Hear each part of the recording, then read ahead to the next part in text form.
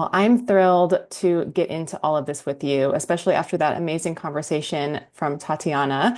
I'm our West Coast correspondent and co-host of the Glossy Beauty podcast, and I'm so excited to welcome you to our longevity economy conversation. And I'm really thrilled to kind of just get right in here with you. So let's go ahead and welcome Dorothy Kilroy, the Chief Commercial Officer of Aura, which of course is the famous Aura Ring tracker that we see everywhere.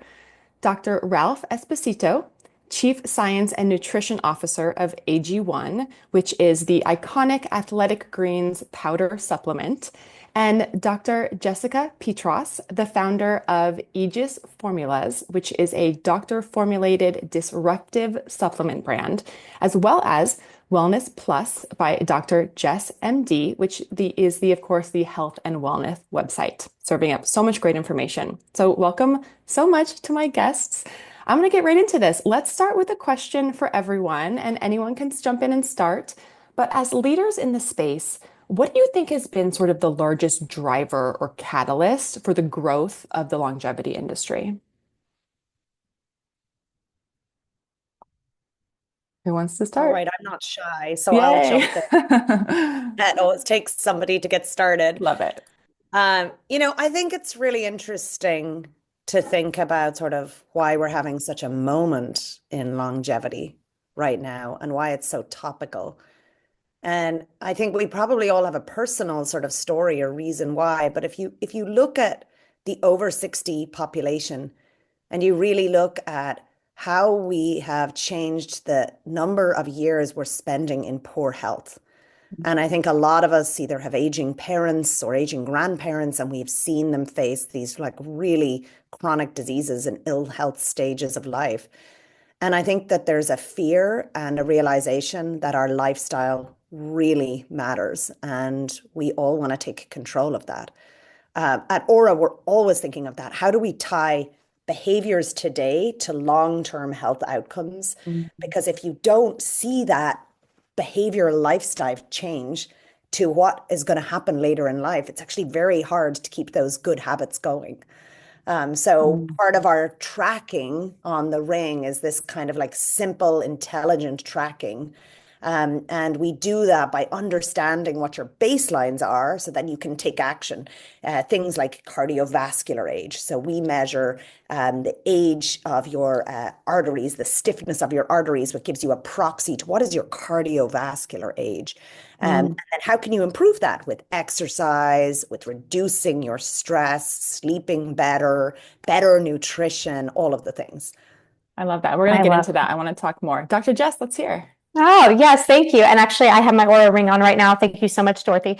So, yeah, absolutely. I would have to say, agree with her. I think what the driving force is that people are starting to realize it's not just your genes. The environment signals the genes. And so if you can honestly have an environment where your drainage is open, any toxin that enters the body that's not supposed to be there can leave via your natural emunctories, which are the bile, the bowels, the sweat, then that actually regulates epigenetic changes within the body, whether good or bad. And so, Mhm. really having a mindset and awareness around how our environment, our choices every single day that are in our power lead to different cases of how long we can live, or Mhm. how healthy we are in living. And so I think really there have been a lot of breakthroughs in especially functional and holistic medicine. I know for me personally, I got into this about 10 years ago doing stem cells.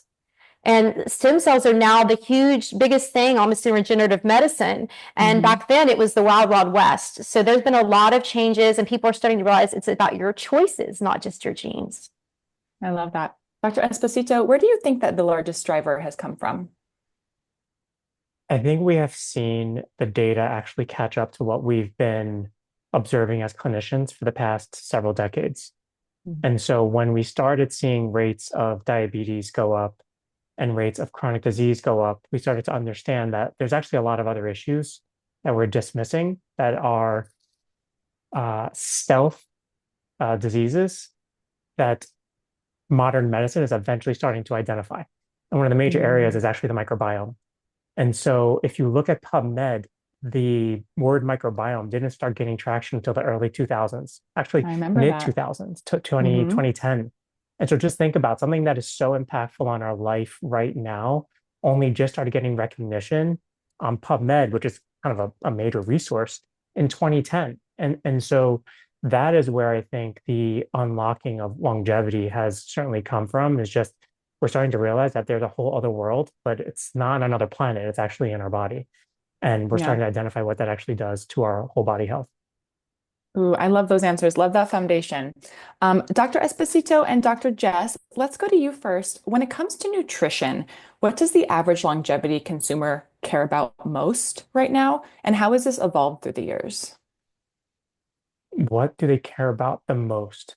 So I don't have a bucket answer for every single individual, just because in my world, it's largely around precision nutrition and Okay. understanding what is categorized for each individual.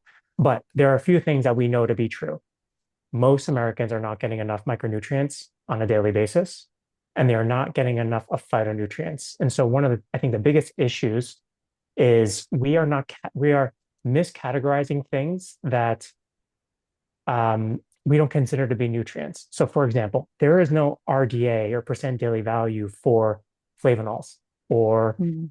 polyphenols, but these are essential nutrients. We just need to get them from our diet. And so that is one area that I think most most of my patients and most of our consumers are starting to see, is that here are areas that I thought I was getting from my diet, but in fact, just because of agriculture and processing and the way that farming is and everything under everything above, we are starting to see that we're depriving ourselves of these phytonutrients that we have even starting to learn more about now, not even to consider other things that are non-traditional essential nutrients like CoQ10 and alpha lipoic acid. And there is no percent daily value for omega-3 fatty acids, which is shocking. So we just like, let's start at the basics there and get things moving, which are incremental but impactful. I think you kind of answered it very quickly in the beginning, though, because precision, I feel like personalization, I feel like that's a big thing people want too, right? I would say so. But there are just some things that everybody needs. Yeah, fair. And Yeah. and so for me to say every single person, for example, there are some nutrients that need more precision. Vitamin D would be one.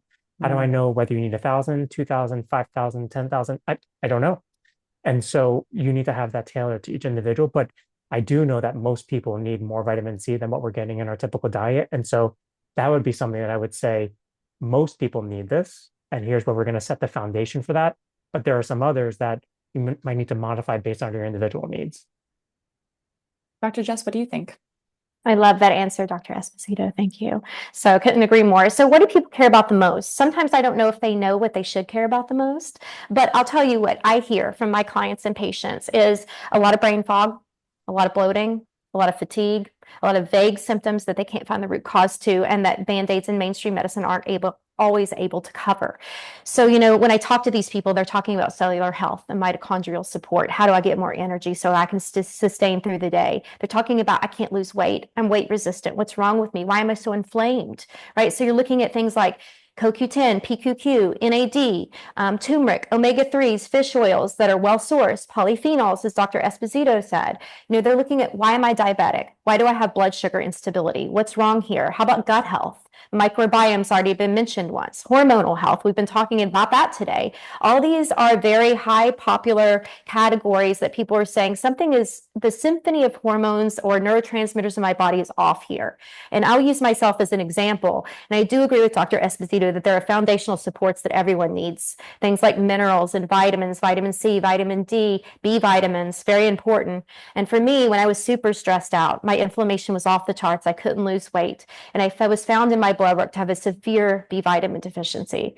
And I was almost suicidal because I couldn't make neurotransmitters or hormones due to B vitamin deficiency. Now I was eating eggs, I was eating red meat, and I was so inflamed I couldn't absorb and assimilate.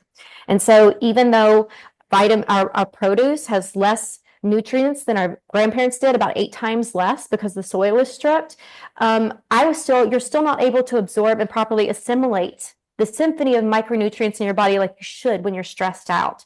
So the number one thing I think people should be looking at is their nervous system regulation and stress, which prevents all this from absorbing and assimilating properly in the body. Great answer. Thank you, Dr. Jess.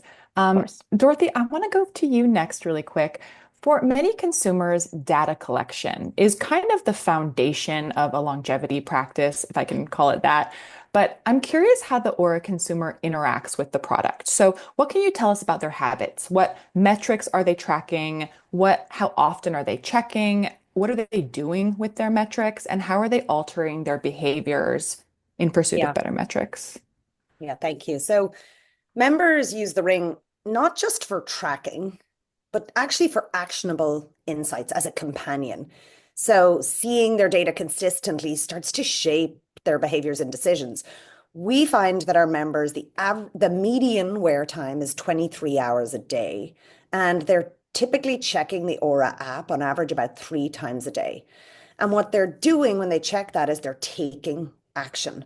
So they're not just tracking, they're actually trying to improve something. So let me give you a couple of examples. So sleep, we really started in the foundation of sleep and optimizing sleep. Everybody sleeps every day, but not everybody sleeps very well. And not everybody knows what good sleep is, nor do they even have ever felt what good sleep feels like, which is very addictive when you start to really get it right. Members adjust their bedtime routines. They do things like reduce their screen time, caffeine, evening exercise, alcohol is a huge one. And they start to change their habits because they start to see when their habits change, they get these results. Managing stress, Dr. Jess, I can so relate to just what you said and the impact on that. I felt so seen when you were talking that way, but eliminating some of those habits that are causing some of those, higher nighttime heart rates or your HRV shifting. Members incorporate more relaxing techniques, and they can tag that in the Aura app, and then they can actually see the behaviors of that. And then everything from the daily decisions they make. I often talk about healthcare doesn't start in a doctor's office or in a hospital. Healthcare starts when you open your fridge, when you get up off the sofa because you decide after that meal you're going to take a walk for 20 minutes and really reduce your blood sugar. So everything from hydration to meal timing, they're using those insights to kind of make sustainable habit shifts and see the result of them themselves. And I think, Dr. Jess, you talked about it a little too, and Dr. Esposito, the sort of this individualization of that. And so there are habits that we know work for everybody, going to bed on time with a regular schedule, being hydrated, and, choosing better foods. But seeing the individual reactions, I think, is what really creates that feedback loop of that positive habit. And I think that's just really key in our journey to health. We all need to see it ourselves. So can read great articles and we can talk to friends who've tried something, but until we see it ourselves, it's actually really hard to make it sticky. So interesting. I have one for everyone, but I want to start with Dr. Jess. Can you share some of the connections that you found between aging and health that have sort of become more well-known or accepted in the longevity conversation?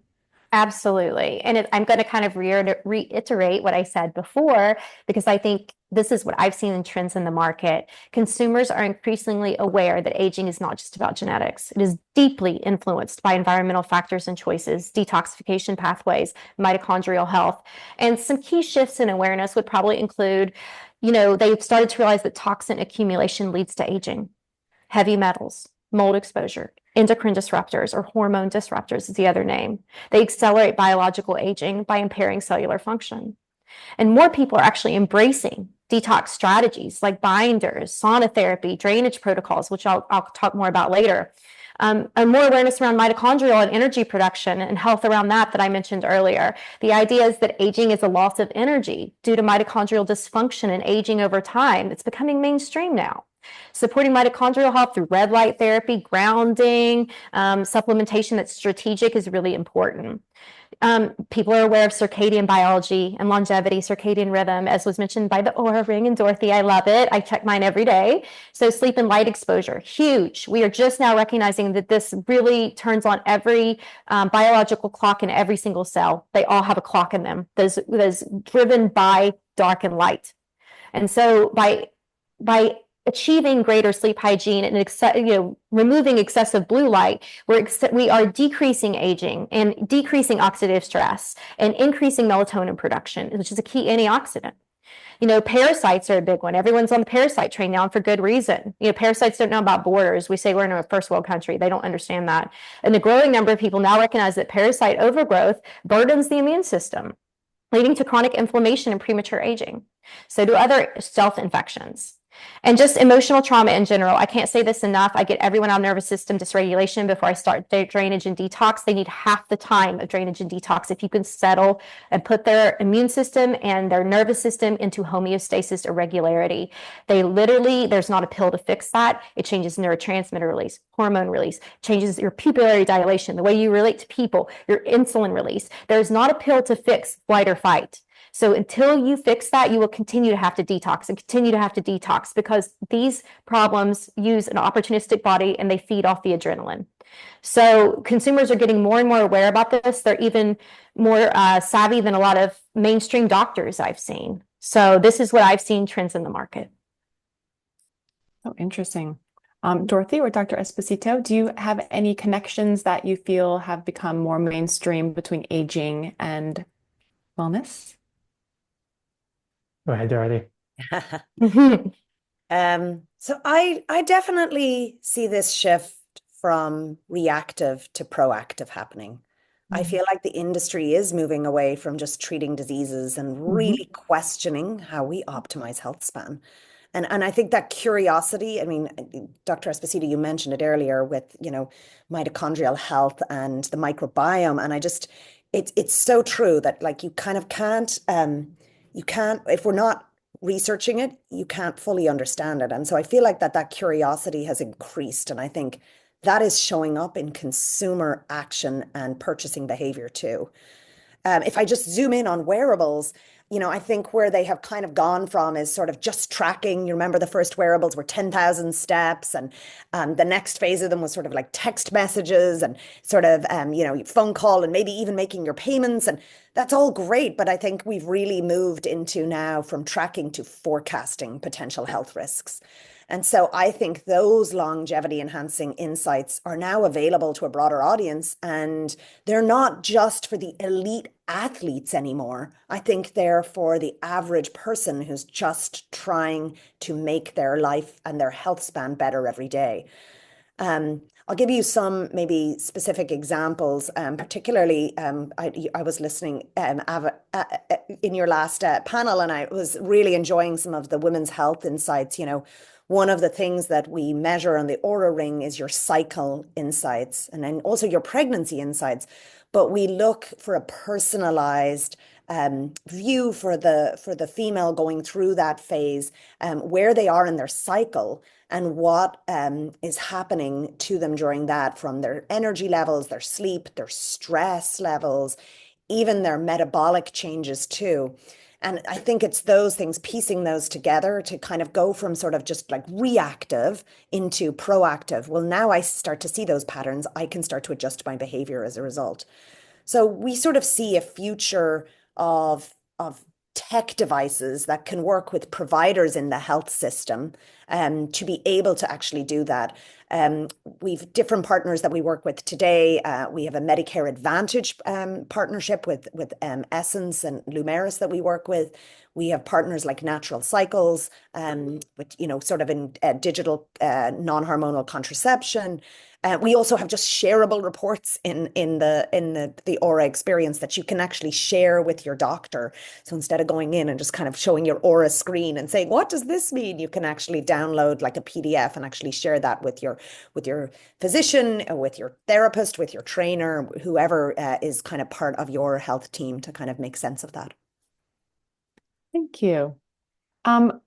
Dr. Esposito and Dr. Jess, I want to come back to you for a second. So, as the saying goes, anyone can sell one product, but getting a consumer to replenish, to buy it again and again and again, really builds a brand. So, I'm curious, what gets people to take their supplements? What are the motivators, and where does the friction lie in them finishing and reordering that bottle? Sure. So, as you may know, AG1 is a model in which we have one product. Hmm. We are hyper focused on that one product. And we realize how important it is to get that right. So, uh, I had a conversation recently with a colleague, and we started understanding the emotions that actually come and are involved in the way you feel around taking a supplement, whether it's a drink or a powder or a food. There are emotions that are connected to it. And what we don't fully appreciate, but we do truly understand, is that our gut has its own brain called the enteric nervous system. And so what we think is happening is that when you consume things that make you feel good emotionally and actually make your body feel good, then it's not very hard to continue, right? And this is not a craving. This is just a craving for feeling good or craving for feeling well. And so in order to do that, not only do you need to put high quality ingredients in there because the the mind hears what the body says. And so if the body and the gut are saying, I want this, I appreciate this, I want more of these high quality phytonutrients, vitamins, minerals, probiotics, prebiotics, all of the above, the brain is going to hear that. And it creates this positive feedback loop that allows people to want to continue that process. So it's what we usually hear is, I just feel good. I just feel right. And that also means that you have to really pay attention to sensory. So it's not just, does it taste good, but does it feel good in my mouth? And what is the texture? What is the aftertaste? And how does that all come together? And then coupling it with that is you combine it with science, you combine it with research to help people understand the why. So we know what happens and we actually know how it happens, but understanding why it happens allows the consumer to understand or the patient to understand, okay, I can envision emotionally connect to what these things are doing once they go down my esophagus, into my stomach, into my small intestines, into my large intestine. And you have this whole picture of this garden flourishing. And if you help people understand that and show them why from a scientific perspective, but also help them feel it, it's a very easy way to have them understand that they're doing something really good for their body. I love that answer. That gave me like, ooh, it's so true because it's like you go back to those same things that make you feel good. And that's it's so true. Dr. Jess, what do you think?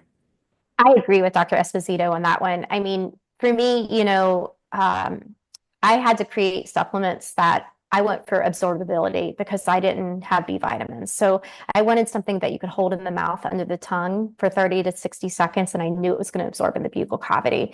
And so that was the genesis of my Nano Glut B with B vitamins, vitamin C, and glutathione because I needed it. But in general, most people like things to taste good. They like things that they feel immediately. They like things that are convenient and easy to carry with them, right? So the easier you can make it for people, the better it tastes, the more coherence to the protocol you're going to have, I would say, the more compliance. But we can't always do that. Glutathione is made from sulfur. B vitamins taste like metals. So how can you make it so if it doesn't taste good all the time, can they feel an energy punch? Can they feel the results pretty quickly? And I wager to say that if most people feel better, they're going to take it. They're going to like it. And so that's my goal is how can we put some of this real medicine that comes from herbs and make it fun for people to take and make them feel better when they do. Yeah. Oh, Yeah. so true. Dorothy, I want to go back to you. As we mentioned, data collection and longevity are very interwoven. How do consumer devices like Aura and the data that they collect, how will they continue to impact the healthcare and wellness space in the future? What is the sort of like long-term vision of this? So interestingly, less people are going to the doctor's office, right? This is a trend that has been happening, and it's a little frightening, actually, I think. And I think as opposed to having annual checkups, people are going to want to have real-time continuous data. And I think being empowered with that to track your own health and experiment with your own lifestyle changes, whether that's sleep or stress or the food you eat, the supplements that you take, the sort of the proactive things that you do, I think that is going to continue. I think there's also this other big trend right now with AI. And I think, in my opinion, healthcare is one of the biggest areas that can benefit from this. The reality that private personalized AI for every member is really real. We have an Aura advisor, which is an AI coach. It's our first AI assistant coach, and it's the first one in a smart ring, but it combines biometric tracking with generative AI. And when we launched it, it was really an early prototype of it. And what we were shocked to find that over 60% of our users started engaging with it every week. And it really told us where the consumers really want and where the demand is. What they're using it for is understanding their health and turning that into action. So whether that is something that helps you with your sleep optimization, managing your stress, reducing your alcohol, prioritizing your recovery, they're using it for a whole host of different things. So I sort of see a future vision where you have this health assistant real time in your pocket at all times that's enabling you to be the CEO of your own health journey and enabling those healthy habits that can sort of mitigate those serious conditions over time. I see that being able to be connected more readily and more easily with the clinical care team, that will be able to be summarized for the clinical care team really efficiently so they don't have to do like large intakes of data. That'll all be done for you. And that advisor will sort of help you not just sort of get to the care team, but then if you have to sort of manage any chronic conditions, whether that's an autoimmune condition or a more serious sort of diagnosis, you will be able to have that as a management tool as you go. So I'm really bullish on kind of where this movement in AI is going to take us. I think you sort of think of the collapse of time that it could take 30 years to do this could be collapsed down into the next 2 to 3 years. And I think we're all going to benefit from that. So it's going to be pretty powerful. Ooh, I love that forward-looking thought. Dr. Esposito, Dr. Jeff, let's do a question about the future for our last one. What do you think the future of longevity looks like? I think we're going to move away from microbiome diversity and move towards microbiome function. And so it's very interesting, analogy that I use is that if you have a very diverse community, that tells you nothing about how it's functioning or the way that it benefits the world. It just tells you there's a lot of different people. And it's very similar to the microbiome is you can understand that there's a lot of different good guys and bad guys in there, but it doesn't tell you exactly how they function. And so where I think we're going is not just identifying the diversity of the microbiome, but microbiome or what we call metagenomics, metabolomics of the microbiome, which is essentially understanding how the microbiome functions, what they make, and then epigenetics on how it impacts the things in your intestines and in your body on how it functions throughout the whole body. And so that is one area of research that I think will drive longevity because it is the one area of research or in longevity medicine that we have not fully touched upon in terms of an intervention because it's very hard to manipulate the microbiome and there's multiple different targets. And so if we can focus on what do we want the microbiome to do, how can we make it do things that will promote longevity, like reducing risk for cardiovascular disease, reducing risk for Alzheimer's, the gut-brain connection, that's been studied for centuries. And now we're starting to realize, oh, well, that is true, but we haven't been able to target it. And so similar to how Aura does, you try to understand the metrics to have outcomes. It's the same thing with understanding those metrics to change the outcomes because you can't modify where you can't measure. And so if we can measure it and you can modify it, and I think this will be the way that we'll start measuring it. Awesome. Dr. Jess, what do you think the future of longevity looks like? I love this question. So I love what Dorothy said. I think we can't speak on anything in the future without bringing in tech and AI. And I love that she said the CEO of your own health. Absolutely. That's absolutely where we're going, 1000%. And there's a number of different ways to look at it, in my opinion. I will tell you, I'm going to bring in something that you probably didn't expect me to say.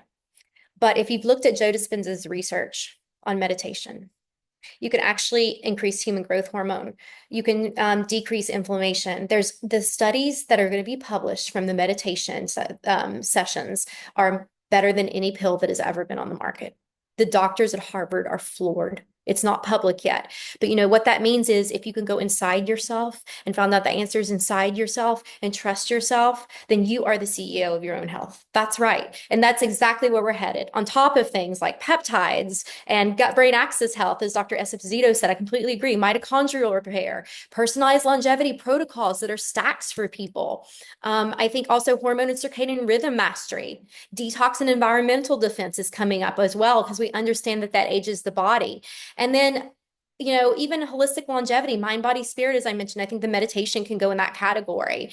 Stem cells, I mentioned, and aging as a treatable condition, how to age gracefully, treating the root cause of chronic disease.